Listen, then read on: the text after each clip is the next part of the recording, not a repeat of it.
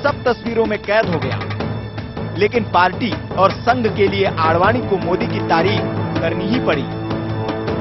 प्रदेश है कि जो इस बात का गर्व कर सकते हैं कि हमारे प्रदेश में पावर की स्थिति ऐसी है कि हमारा कोई गांव ऐसा नहीं है कि जहां पर 24 घंटे बिजली न मिलती हो। मैंने कहा कि कम से कम मैं जानता हूं कि यह काम सबसे पहले गुजरात ने किया कि नरेंद्र भाई मोदी के नेतृत्व में। कांग्रेस ने इस आयोजन को लेकर बीजेपी को खूब फिरने की कोशिश की, लेकिन ये कामयाबी देखकर उसकी भी आंखें चौंधिया गई होगी। 10 साल से सत्ता सिंहासन से दूर और गुटबाजी की शिकार कांग्रेस सिंधिया की अगुवाई में लंबे वक्त बाद एक मंच पर आई और प्रदेश में सरकार बनाने का ख्वाब देख रही है। कुछ ही दिन बाद मोदी के बरक्स राहुल गांधी भी मध्य प्रदेश पहुंचने वाले हैं। यह आयोजन उनके सामने भी चुनौती है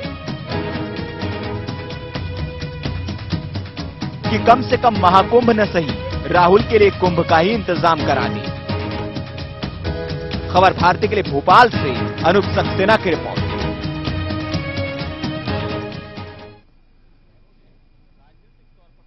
जी हां, महाकुंभ तो संपन्न हो गया, लेकिन राजनीति को हम समझेंगे। महाकुंभ से उठी लहरों ने राजनीतिक तौर पर सोचने पर जरूर मजबूर किया है, वो चाहे बीजेपी के अंदर पार्टी की स्थिति हो या आने वाले वक्त में कांग्रेस के सामने ये लहरें किस तरीके से आएंगी, उनको भी जानेंगे कि क्या राजनीति कहती है।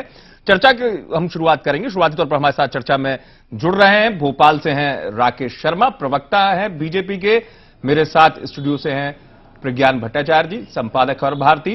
साथ ही मेरे साथ फोन लाइन पर है प्रभुदत्त दुबे, संवाददाता भोपाल से हमारे साथ। आप सभी का बहुत स्वागत है। चलिए, पहला सवाल जरा मैं मर्म को टटोल लूं। प्रभुदत्त दुबे जी से मैं सवाल करूंगा।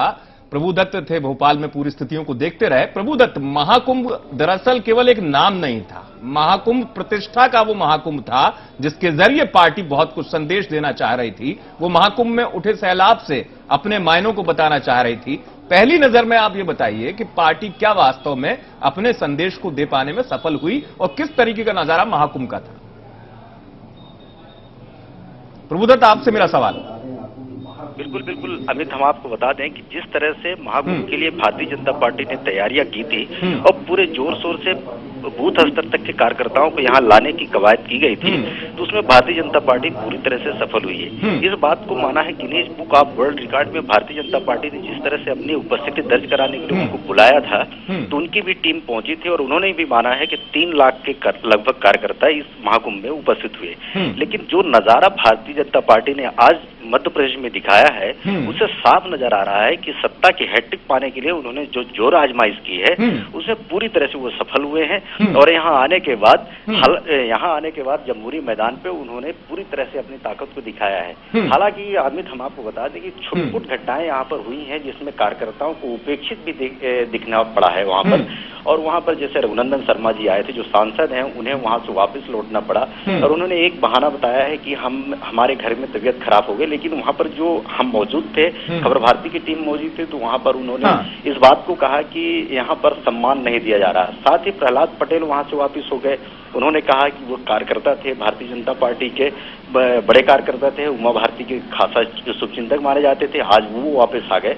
वहीं पर राघव जी को अंदर लिया गया। तो ये 2-3 चीजें जो देखने को मिली है, उसमें भारतीय जनता पार्टी की थोड़ी सी किरकिरी आवाज सामने आई है। और ये देखने को मिला है कि यहाँ पर ये जो घटनाएं हुई, उससे हालांकि प्रहलाद पटेल ने भी ये माना कि इतना बड़ा आयोजन है, इसमें छोटी मोटी घटनाएं होती रहती है, लेकिन उसके बावजूद भी अगर देखा जाए तो आयोजन जो था पूरी तरह से भारतीय जनता पार्टी का सफल माना जा रहा है। दरअसल जिस संदेश को देने की कोशिश कर रही थी पार्टी, कार्यकर्ताओं की संख्या से पार्टी कितना सफल हो पाई, उसके पैमाने और भी हैं अभी, जिनको हम समझेंगे। प्रभुदत्त, इस बीच चर्चा में मेरे साथ इंदौर से वरिष्ठ पत्रकार रमन रावल भी जुड़ गए हैं। रमन जी, फिलहाल आपका बहुत स्वागत है कार्यक्रम राजनीति लाइव में आने के लिए। रमन जी नमस्कार जी, आपके पास मैं आऊंगा। इस बीच जरा मैं जल्दी से राकेश शर्मा जी से एक बात समझूं। राकेश जी, आपका आयोजन, उसका प्रयोजन और कार्यक्रम की कितनी सफलता पहले आप देखते हैं, पहली प्रतिक्रिया तो आप दीजिए। अमित जी, मेरा राजनीतिक कैरियर में कम से कम 27 साल से अधिक का हो चुका है। हाँ। पर इतना ऐतिहासिक कार्यक्रम मैंने आज तक अपने जीवन में नहीं देखा। इतने